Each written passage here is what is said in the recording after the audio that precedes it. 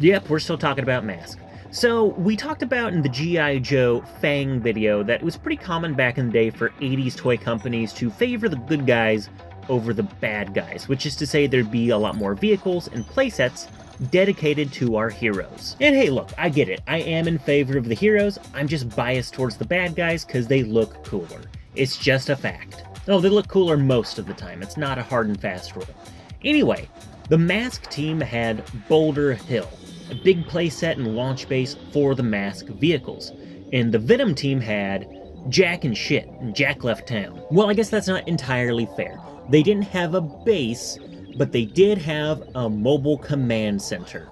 Released in 1986, this is the Kenner M.A.S.K Outlaw, a 1970s-style flat-nose, cab-over-engine semi-truck and oil tanker. The all-black deco makes this feel like Nemesis Prime about 20 years early. This was 1986's flagship toy, and it included 2 figures. My boy, Miles Mayhem's back again, and it includes his sidekick, Nash Gorey. I guess he just needs someone to talk to.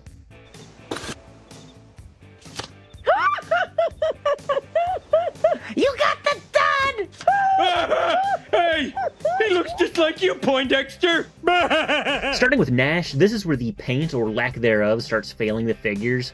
That is a hideous head sculpt. Let's just cover that up. This is the Powerhouse mask, and it's actually one of my favorite designs in the series. I think it has a very striking and aggressive look. It's sharp, it's angular, it almost looks like a muzzle. It's just very vicious all around. Whatever effort went into Nash is completely lost when it comes to Miles. This is probably my, I don't know, second least favorite look for him.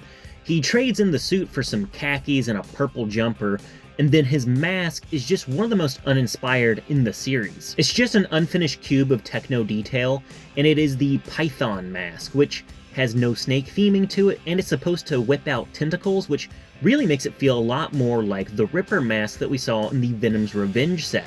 If anything, I almost feel like these were switched around in production.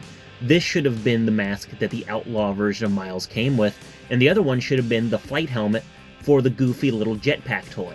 Even though this toy came out in the mid-1980s, I almost feel like the toy designers, or I guess we want to go with characters, Miles Mayhem was feeling a little nostalgic for the oil crisis of the 70s.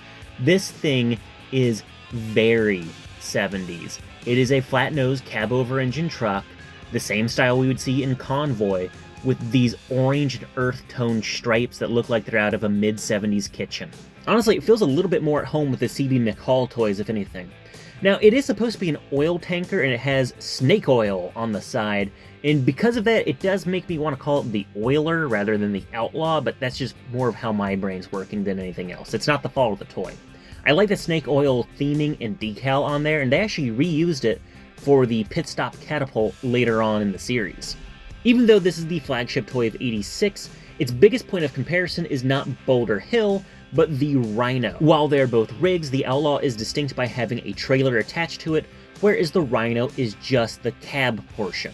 Despite this though, the Rhino does look more impressive and more substantial than the Outlaw, and honestly I think that's because of the Outlaw's color scheme.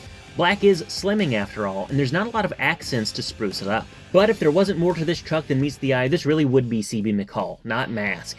Flipping open the cab and flipping open the rear reveals the mobile command center for Venom, and it is very shallow. So the majority of the tanker flips up to become a tower.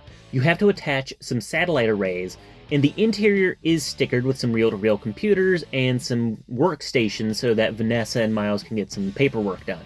Majority of the play feature comes from the center section, not the tower itself, because the middle houses a large howitzer-style cannon, equipped with 2 large gold plastic missiles. Now, we don't have to talk about gold plastic in depth, but I assure you, firing these missiles will probably cause them to shatter. There's also a pull-out computer console and a power generator hooked up to a red hose. I guess Miles is going full sovereign citizen here and living off the grid. Yep, living on a mobile command center evading taxes. I guess Miles Mayhem really was based off of Grubhubbard. And the final portion of the Outlaw is the cab, which has turned into a turret with a grappling hook. I don't know why, it's not like they're going to be scaling anything, but I guess it's a fun addition. The Outlaw feels like it should be more impressive than it is. It is Venom's mobile command center after all, and it just feels very shallow and very half-baked. These are the bad guys after all. It's not like they're operating under federal jurisdiction or OSHA regulations. Kenner should have gone all out. The tanker facade is perfect. It's great. It's big and it's bulky. Really what they should have done is turned it into a war rig. This is really just me spitballing here, but the Outlaw should have been an armored convoy unto itself. Get rid of the large howitzer in the middle and make that a compartment for minifigures to be stored in, and have the exterior have a lot of flip-out cannons, spikes, stations, what have you. What we have right now just feels super half-baked, like the Kenner designers had the idea for the large missile launcher, and then that's it. They didn't expand beyond that. And then, unlike some of the other M.A.S.K toys, you actually have to finish off the conversion by clipping on separate accessories. They are not integrated into the vehicle system. The radar array, the computer, the little power generator, all separate. Is this the worst M.A.S.K toy? Probably not. I think that distinction would actually go to the collector, though I do kind of like that one ironically. Instead, I'd say the Outlaw is the shallowest M.A.S.K toy. It has the weakest gimmick and the weakest conversion. It's supposed to be a base, but it doesn't feel like there's anything to it. It doesn't feel alive. It doesn't feel lived in. It doesn't feel like it has any meaning. Maybe without meaning, Miles will just part ways with Venom and ride off into the sunset. Or maybe he'll just buy a race car instead. We'll see.